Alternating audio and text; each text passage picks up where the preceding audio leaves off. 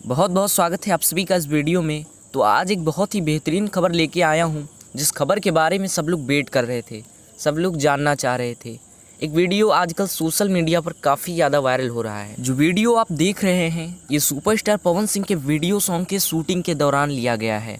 इस सॉन्ग के नाम के बारे में कोई भी खुलासा नहीं किया गया है।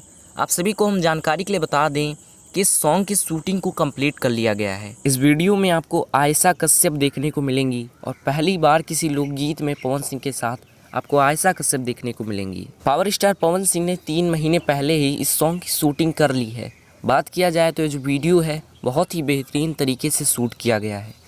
वैसे आप सभी को हम जानकारी के लिए बता दें, इस वीडियो सॉन्ग को बहुत जल्द रिलीज़ किया जाएगा। फिलहाल एडिटिंग और मिक्सिंग का काम जोरों शोर से चल रहा है। सूत्रों के मुताबिक ये जो वीडियो सॉन्ग है इसी महीने में आपको देखने को मिल जाएगा। तो कितनी बेसब्री से आप इस गाने का इंतज़ार कर रहे हैं हमें कमेंट बॉक्स के ज़रिए बताइएगा।